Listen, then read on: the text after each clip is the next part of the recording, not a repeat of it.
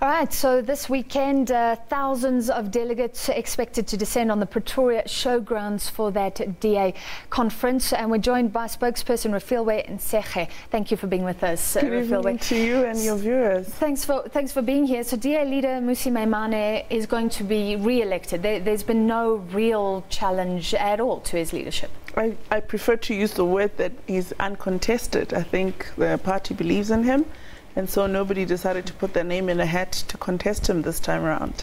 Some would say he's looking a little weak. You know, the EFF has had this victory expropriation without compensation. It's acting as if it's driving the national narrative, and it seems like the DA is not in the scrappy fight at the moment. I don't actually think we want to be in a scrappy fight. We want to be in the real fight of governing South Africa to improve the lives of ordinary South Africans, particularly those who are left behind. So scrappy fights, we don't want to be in that space. We want to be in the fight where we say that 9.3 million South Africans who are unemployed, what do we do about them to make sure that we grow the economy? And definitely that's not a scrappy fight, and we choose to be in that space rather. You are facing issues though. Patricia de Lille, the party has tried to eject her. Firstly, is she a thorn in your flesh at the moment? No, I think every single organization has its challenges. Patricia de Lille is going through a disciplinary inquiry that will take its time, and when it's done, the party will deal with it as per the outcome of the disciplinary. But she's making damning claims against the DA all the way, and it's been protracted. It's an individual. If she chooses to run that way, that's how it's going to be. But the party has a disciplinary process, and we respect it. We will not interfere with it. I won't sit here and preempt the outcome of that particular process, because even in South African law, a person is innocent until proven guilty, and she must have her day at FLC and state her own case, and then from the merits thereof, the people appointed to head that FLC will deal with her case, and then we will deal with the outcome when it's determined. Isn't the party actually trying to deal with it by going a similar route to the ANC, where you can recall officials? I think your leader has described that you cannot do that. So will there be any moves this weekend to head towards that situation? No, look, obviously as a party grows, you make amendments, because your constitution is not a static thing. It changes as you grow, because as you grow, more things come that you didn't think about previously.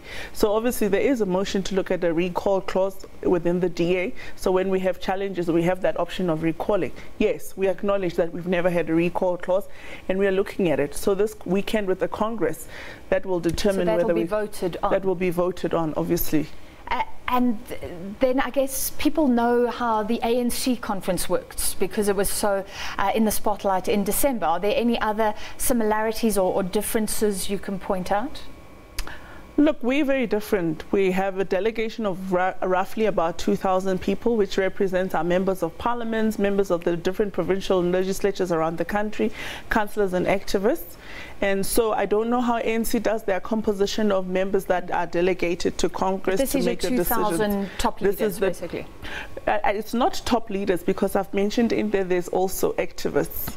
Okay. So the activists make up about 900 of the composition of 2,000, which is a big component. So you try to hear different voices? Absolutely, because that's why we believe in making sure that you've got the diverse views of everybody coming through to the fore, and that actually contributing to taking the party forward and everybody being heard. Speaking about challenges, the Athol Trollip survived. Well, there was no vote of no confidence, but some people are saying that the DA's fundamental brand seemed to be moving towards leading and holding coalitions together, and now there's tenuous situations across various councils because of the EFF stance. Look, EFF has about 6%. We will not be held. We still adamant we will not be held ransom by a 6% coalition partner. Whichever way they want to define it, it's still some kind of a coalition partnership.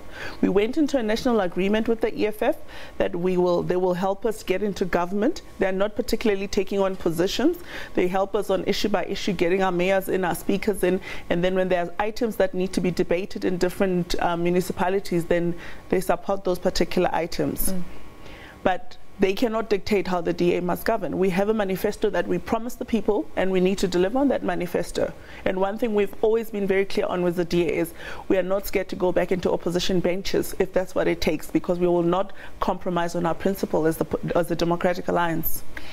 With Jacob Zuma out of the way, there was a debate how are opposition parties generally going to really formulate new strategies, policies, things that are alluring to South Africans, because he's no longer in your crosshairs.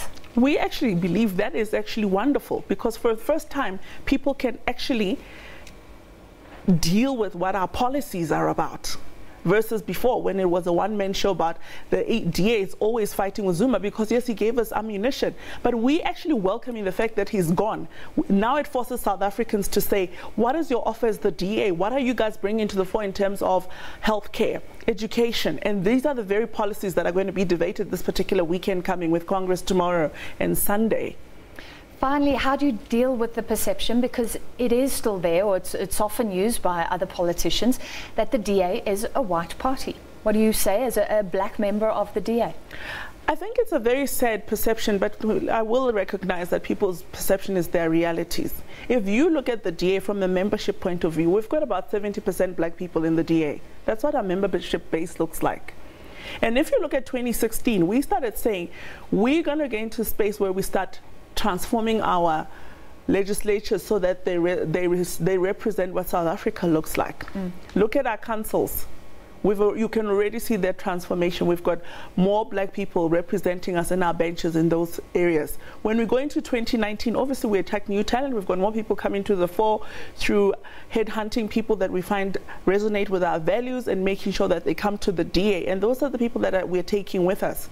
So I'm going to say to South African, watch the space, but we've already shown it through the 2016 elections, even in the governments that we've taken over, Nelson Mandela Bay, Tshwane, Johannesburg, and then continuation in Cape Town. We've got a very, very diverse bunch of councillors leading those municipalities, and even those who are not MMCs particularly, just general councillors, very diverse groups, women, male, gender, race, it doesn't matter how you look at it. We've actually got a very diverse bunch of people that have come into the fore to say we believe in the DA values and we want to serve the South African population under the DA umbrella. All right, thank you very much for your time this evening, and we'll follow the proceedings at the DA's national conference this weekend. That was Refiloe Ntsekhe, national spokesperson. Now